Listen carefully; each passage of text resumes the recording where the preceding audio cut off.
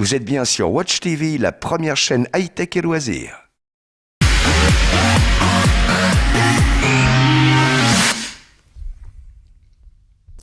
Voilà, alors après l'espace un peu plus tôt cette année, Renault poursuit donc son offensive familiale et statutaire avec la Talisman. Née pour remplacer à la fois la Laguna et la Latitude, la Talisman espère ni plus ni moins que prendre la place de berline familiale numéro 1 sur le marché en France, prendre cette place au Passat et autres Peugeot 508. Alors a-t-elle les armes nécessaires pour y parvenir? On en discute dans quelques minutes avec vous, Mathieu Bénard. Mais avant cela, je vous propose de regarder ensemble le petit essai qu'on a fait avec Yahoo. On se retrouve dans 5 minutes. À tout de suite.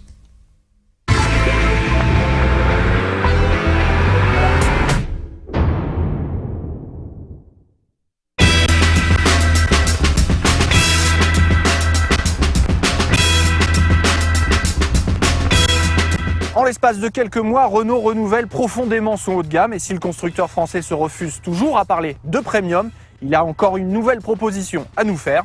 Alors aujourd'hui, on se retrouve en Toscane, dans la région de Florence, pour découvrir la nouvelle berline de Renault, la Talisman.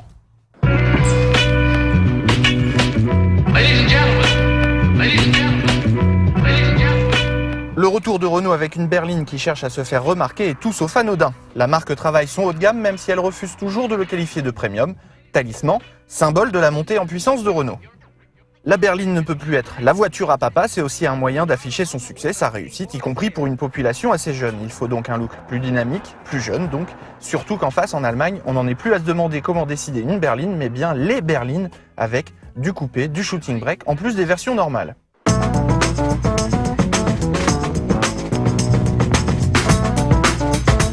L'équipe de Lorenz Van Den Acker s'est donc creusé la tête pour caser un peu tout ça dans une seule copie. Un travail pas évident mais qui pourrait s'avérer payant. La marque aux losanges a dépoussiéré son image avec une face avant très marquée, un profil élancé et une poupe qui évite tout effet de lourdeur.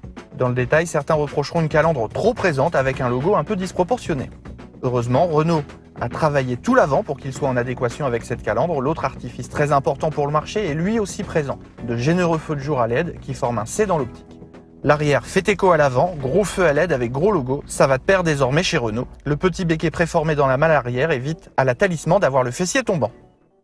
À l'intérieur, la présentation peut être très différente d'une version à une autre. Renault a eu la bonne idée de reprendre le généreux écran tactile de 8,7 pouces de l'espace. Il est positionné verticalement, ça en jette et impressionnera les copains à condition de prendre le 4e niveau d'équipement baptisé Intense.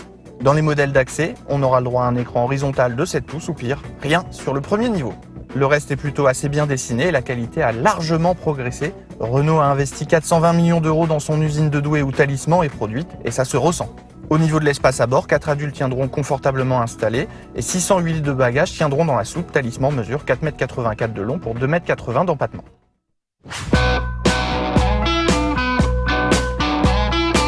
La Talisman arrivera sur le marché avec 2 motorisations essence de 150 et 200 chevaux, livrées 2 séries avec la boîte EDC double embrayage à 7 rapports. Côté diesel, la berline de Renault sera proposée avec 3 motorisations, 110, 130 et 160 chevaux. Les 2 dernières peuvent recevoir une transmission EDC double embrayage à 6 rapports. Le prix d'entrée de gamme 110 chevaux diesel comptera à partir de 27 900 €. Volant en main, Talisman apparaît plus comme une avaleuse de borne que comme une berline véritablement dynamique. Ses suspensions très, voire trop typées confort, y compris sur le mode sport, génèrent quelques mouvements de caisse qui pénalisent le dynamisme. Le châssis Fort Control permettra tout de même de prendre du plaisir à son volant, mais face à quelques rivales, elle n'apparaît pas comme le lièvre de la bande.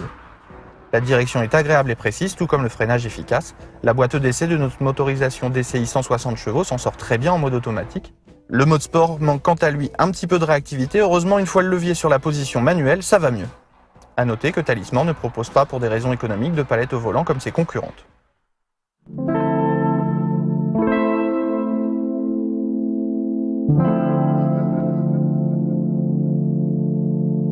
La journée touche à sa fin et on va faire le bilan de l'essai de cette nouvelle Renault Talisman et on peut dire que le premier doute que l'on avait et qu'on peut encore avoir nous a été enlevé par les Italiens. maître du style. On n'a pas compté le nombre de pouces levés pour saluer le style et le design de cette voiture qui, en tout cas, sur la route, fait mouche et séduit. Alors, cette grande calandre avec cette énorme moustache pourra encore causer un petit peu de débat, mais quoi qu'il arrive, on s'est bien rendu compte que la Talisman plaît. Ensuite, cette grande berline, eh bien, il faut savoir qu'elle sera produite à Douai par Renault, que le prix sera à partir de 27 900 € pour une version vraiment très axée, comptez plutôt 35 000 € pour un cœur de gamme, et le modèle plutôt performance DCI 160 sera proposé à partir de 36 500 €. Le mot de la fin vient du comportement. La grande berline de Renault est plutôt typée avaleuse de bornes que réellement machine à sensation pour les plus sportifs. Et en dépit du châssis 4 roues directrice, il faudra peut-être attendre une version GT. Mais quoi qu'il arrive, cette Talisman est bien partie pour faire partie des nouvelles reines de sa catégorie. Mathieu Bénard, on va évacuer tout de suite une question. Elle remplace la Laguna et la Latitude. Elle se situe où par rapport à l'une et à l'autre ? En fait, elle succède effectivement à Laguna et à Latitude, mais c'est une toute nouvelle proposition. Nouveau nom, nouvelle berline pour Renault, nouvelle proposition. On revient, je dirais, dans les codes du segment D avec une berline, on va dire, plus généreuse, 4,85 m, et puis avec également une nouvelle philosophie et vraiment une nouveauté. Elle leur succède. On avait un peu l'impression, je ne sais pas si vous serez d'accord avec moi, que Renault avait un petit peu lâché ce segment, on va dire, pour être large depuis la Safran. Moi, la Velsatis c'est une voiture de préfet. Hein. Est-ce que c'est vrai, hein. Est-ce que vous espérez comme revenir, enfin c'est ce que vous espérez, mais avec quelles armes vous pensez vous battre pour revenir dans la course à la familiale, puisque il y a maintenant des concurrentes bien installées, aussi bien françaises qu'allemandes. Comment vous comptez séduire, refaire revenir les gens vers Renault? Tout d'abord, on n'a pas réellement déserté le segment D en tout cas. Pour preuve, à fin 2014, Laguna était troisième vente sur le segment, donc on a quand même un parc de clients et une existence, je dirais, sur le segment D. Il est vrai que là, on revient avec une proposition peut-être plus cohérente, également plus axée également sur la carrosserie estate, puisqu'on sait qu'il y a quand même une grande partie des ventes qui sont faites sur l'estate ont été peut-être avec Laguna sous-performant sur l'estate. Donc là, on a des ambitions un peu plus grandes également sur la carrosserie. Et c'est bien le duo qui va nous permettre de jouer, en tout cas de viser le leadership sur la catégorie face à Peugeot 508 notamment. Alors je précise pour ceux qui ne regardent que Estate, c'est la proposition break, la déclinaison break de la voiture qui est effectivement qui est pas présentée dans le sujet mais qui arrive également. Et alors si je dis pas de bêtises, vous en prévoyez en France autour de 60% en break et 40% en berline, c'est ça? Pas exactement. C'est vrai que c'est le ratio qu'on observe sur le marché du segment D en Europe. Mais je trouve qu'en France on est quand même plus équilibré entre berline et break. Et après, en termes de prévision concernant Talisman, on verra, mais c'est un peu plus réparti entre les deux carrosseries. Nicolas? Oui, en fait, moi, je voulais savoir par rapport, qu'est-ce que ce marché représente aujourd'hui en termes de volume? Je crois que c'est pas très élevé finalement. Il est un petit peu. Je parle du marché du segment D, des berlines familiales. On est autour des 5%, non, du marché global, c'est ça? Un peu plus. C'est-à-dire que sur la France, en 2014, on était à 8% de part de segment pour le segment D. On observe que depuis le début de l'année 2015, avec le renouvellement de Passat, par exemple, ou le restylage de 508, on a une part de marché qui est aussi plutôt entre 8,5 et 8,8%. Donc c'est plutôt tendance à... Je pense qu'on a stabilisé, voire on progresse. Ouais, c'est la nouveauté en fait qui va tirer vers le haut ce marché. En l'occurrence, sur ce segment. Je crois que 2014, on était, je crois que c'était un peu plus de 20 000 voitures en France, ce qui était très très limité. Je parle de 2014, bien sûr, où il y a finalement très peu de nouveautés, je crois. Plus, au global du segment D, on était sur à peu près 150 000 voitures, toutes carrosseries confondues. Juste sur la France? Sur la France. D'accord. Okay. Michel, est-ce que tu veux réagir? Déjà.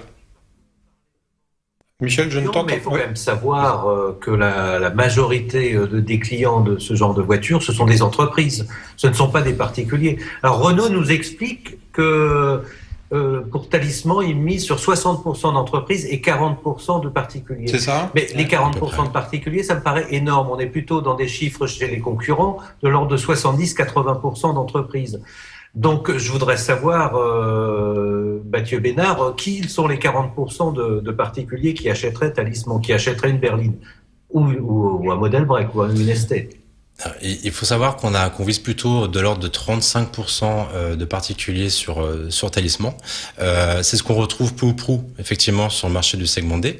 Et pour les clients particuliers, en tout cas, on est vraiment sur un client qui a pu avoir une berline du segment C, voire un crossover ou un monospace, et qui là va souhaiter revenir vers une berline vraiment autoroutière, familiale, grand confort.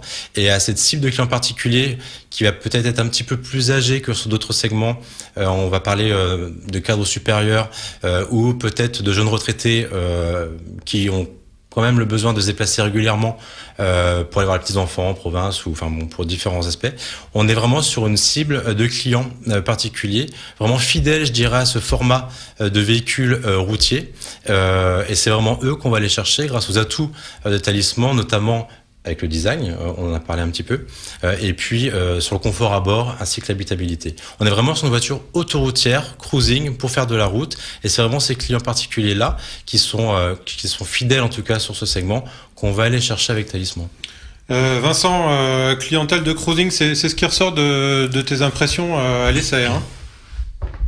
Oui, c'est un choix, je pense, que Renault fait depuis Espace, puisque assez unanimement également, on avait tous dit que Renault Espace était un véhicule plutôt confortable, assez peu typé dynamique.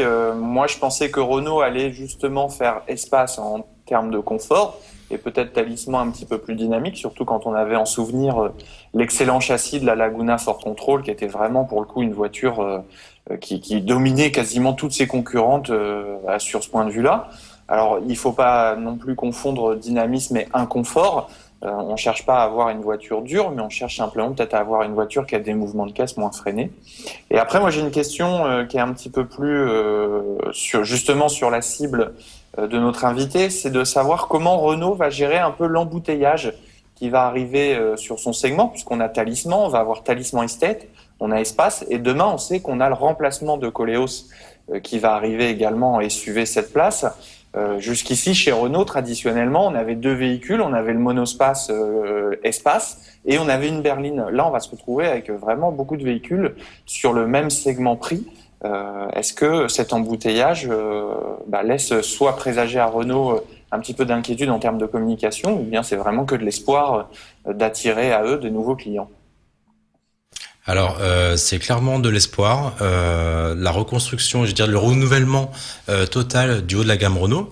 Donc effectivement, à terme, on aura, je dirais, une triple offre entre Espace, Talisman et le successeur donc de Koleos, donc un SUV du segment D. Le marché, encore une fois, du segment D montre qu'il y a de la place pour toutes ces carrosseries. Il faut savoir qu'on est à peu près en France, sur un tiers de carrosserie berline. 25% break et 25% SUV. Donc, je pense qu'il y a clairement des clients avec des recherches différentes et clairement une réponse que Renault doit apporter à ces différents clients avec cette offre triple visage qu'on aura à terme dans la gamme. Donc, non, pas du tout inquiet et au contraire, plein d'espoir et on a clairement notre place et notre légitimité sur ce marché. Michel, est-ce que tu veux réagir par rapport à ça déjà ? Je voudrais me risquer un pronostic, moi, sur les ventes de Talisman. Michel aime bien les pronostics. Mais je pense que ça va cartonner en France pour une raison toute simple. C'est que C5 est en bout de course chez Citroën, 508 est en milieu de vie, disons deuxième partie de vie.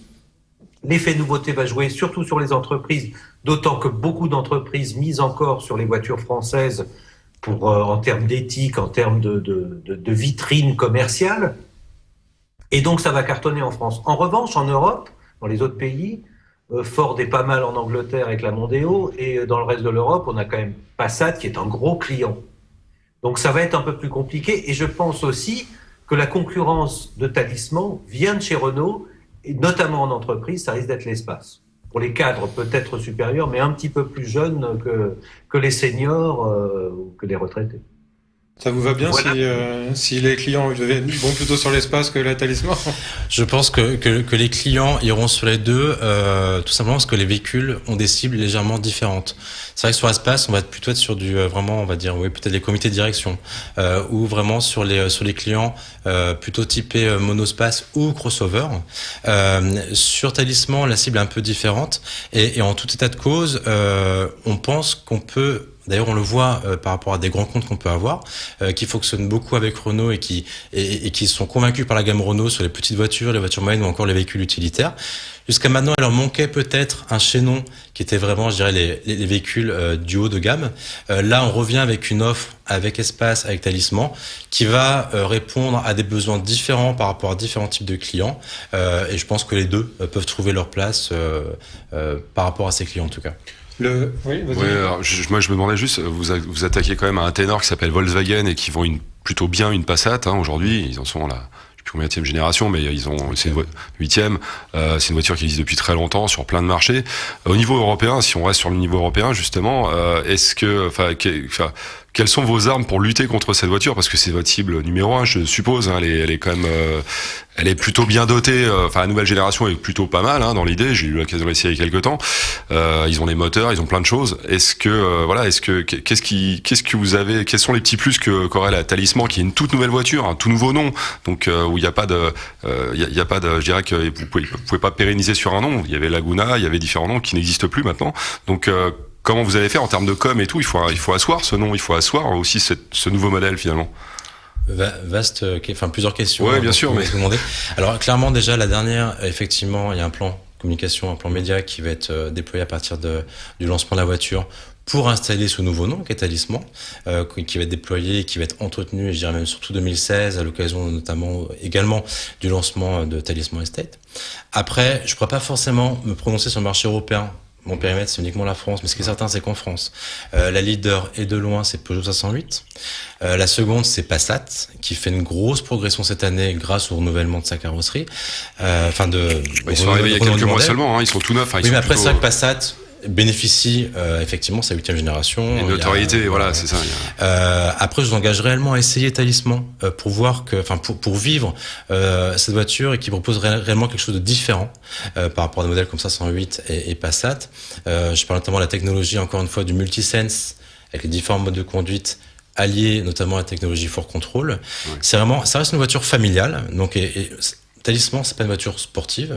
On n'est pas, c'est pas un coupé sport. Voilà, c'est une familiale à laquelle on peut quand même donner différents couleurs de conduite, et on a vraiment un plaisir avec encore une fois le système Ford Control, un plaisir quotidien et par rapport à ce plaisir, mais également le confort tous les jours, la place qu'on peut avoir à bord, le confort des sièges, grand confort justement, l'ensemble des technologies d'aide à la conduite, tout ça dans un package, je dirais, design mais également efficient, avec une génération de moteur qui est vraiment au meilleur niveau. On pense qu'on a réellement notre mot à dire. Dans un timing, il est vrai, on l'a dit avant, parmi les Françaises, FAC 508 marche très bien, elle a eu un festif qui a bien fonctionné. On pense encore une fois qu'on a notre mot à dire, y compris par rapport à 508, par rapport à Passat, mais clairement 508 et Passat sont vraiment les deux cibles. Surtout sur le marché français, oui. Sur le marché français, tout à fait, oui. C'est un argument important. Et notamment 508. C'est un argument important, le Made in France sur ce marché ou pas, en France? Alors après, c'est vraiment au client de le dire. Ouais. Mais c'est vrai qu'on l'a constaté au moment du lancement d'Espace. Alors c'est vrai que pour nous, on bénéficie effectivement de la fabrication à Douai, mais pas uniquement la fabrication. C'est vrai que c'est une part de la valeur du véhicule, mais les véhicules sont conçus en région parisienne au Technocentre en l'occurrence. Les moteurs diesel fabriqués en Normandie à Cléon, les boîtes de vitesse manuelles également. On voit bien, en tout cas, on assiste à un mouvement également, notamment dans les car policy, les grandes entreprises, où le fait d'être une marque française et a fortiori fabriquée en France représente un plus et effectivement peut séduire de nouvelles, des flottes existantes qu'on peut avoir en parc, mais également des nouvelles sociétés. Je pense que c'est clairement un plus. C'est important, oui. On va s'arrêter un instant sur ce dont vous parliez, la technologie Ford Control. Est-ce que vous pouvez expliquer en quelques mots ce que c'est et à quoi ça sert? Alors Ford Control, ça veut simplement dire 4 roues directrices. Ça veut dire qu'on a on a les roues arrière qui suivent qui sont directrices. Clairement, à basse vitesse, on va avoir les roues arrière qui vont tourner dans le sens opposé aux roues avant, jusqu'à 3,5 degrés, pour octroyer à la voiture une maniabilité réellement hors pair. On a un rayon de braquage équivalent à celui d'une citadine, par exemple. Donc sur une berline de 4,85 m, notamment en ville, ça peut être particulièrement intéressant. À contrario, à plus grande vitesse, on va avoir les roues arrière qui vont braquer dans le sens des roues avant pour donner à Talisman un comportement, vraiment une tenue de route et une tenue de cap, et un comportement globalement plus précis et réellement une tenue de route assez bluffante. Alors ça, c'est... Driss, tu voulais... Moi, je me demandais si les 4 roues sont directrices, est-ce qu'elles sont motrices également? Non, elles sont directrices, mais on a 2 roues motrices et c'est une traction donc à l'avant. On va en parler. Je voulais juste vous poser une question par rapport au Ford Control. C'est quelque chose que Renault maîtrise depuis longtemps. En revanche, on a l'impression que vous avez un petit peu de mal à le vendre. C'est-à-dire que jusqu'à maintenant, vous le proposez sur des véhicules haut de gamme, que ce soit la Laguna GT, le Renault Espace. Maintenant, le Talisman, comment est-ce que vous voulez amener ça au public pour qu'il enfin il s'accapare cette technologie? Alors, on va déjà en parler de manière plus large au public, notamment à l'occasion du lancement de Talisman. Donc ça, c'est une première chose.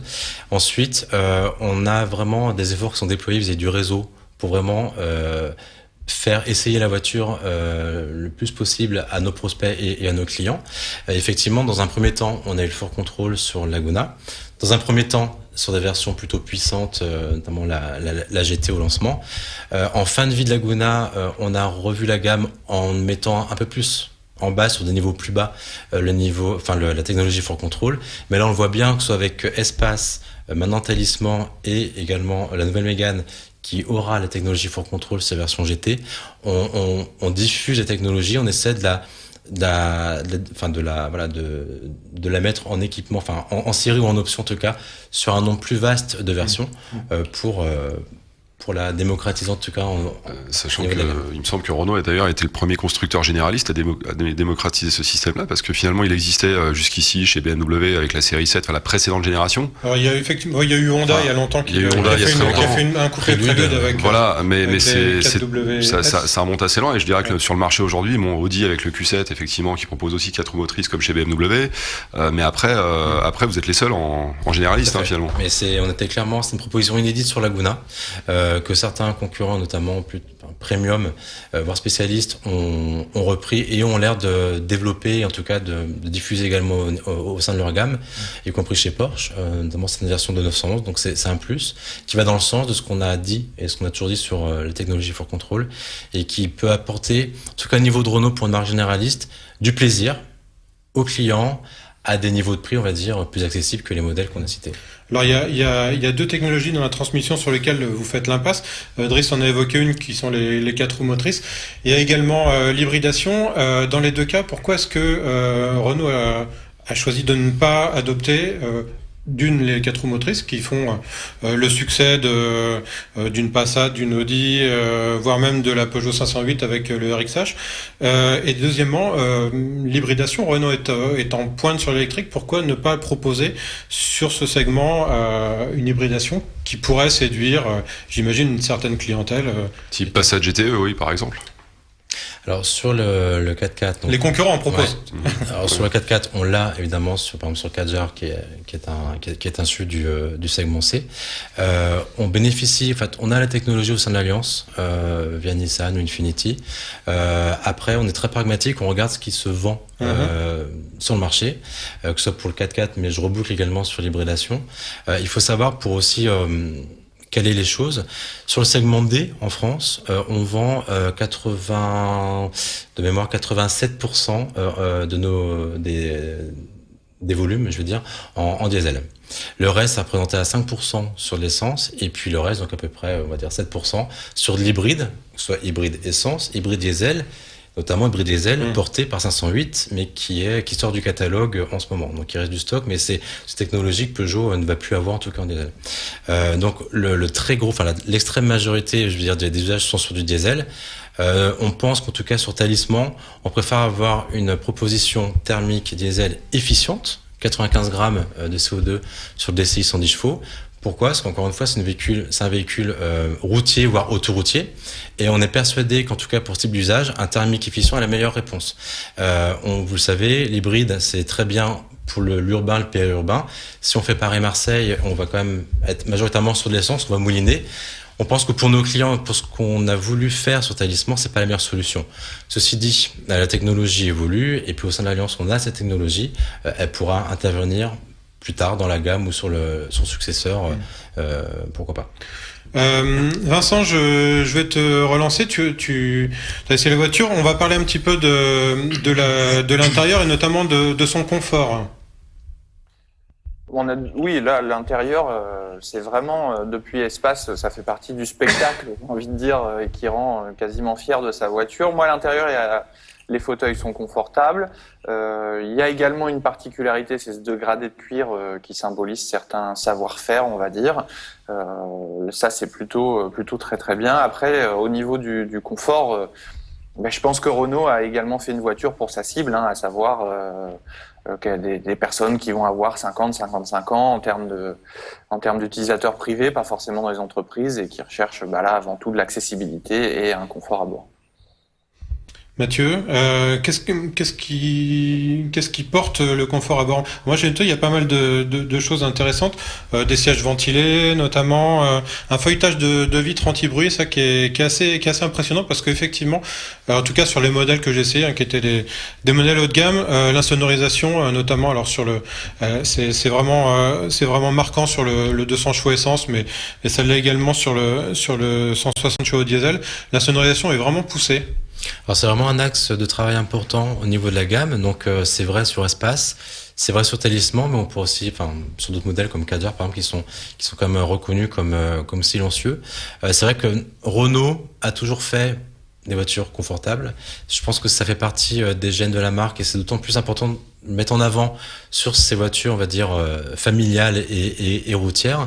Et clairement, le confort, pour nous, ça passe déjà par la place à bord. Donc, on a quand même du volume, une grande largeur au rang 1, au rang 2, de la place pour tous les occupants. Je pense au rayon genoux à l'arrière. Ouais. Et puis également des sièges qu'on plutôt qualifie, on qualifie plutôt de fauteuil finalement, sur la version initiale, mais également sur toutes les versions cuir, on a le siège massant, ventilé. Il faut savoir que, on a parlé des versions haut de gamme, mais il faut savoir que sur le deuxième niveau de finition, qui est le niveau Zen, on a déjà le siège massant.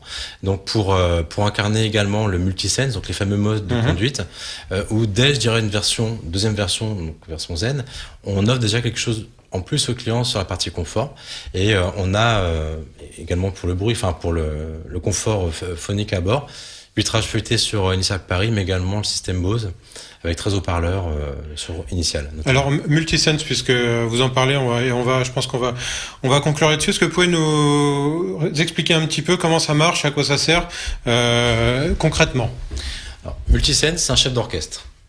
Donc en fait, on va avoir 5 modes de conduite à la disposition du client.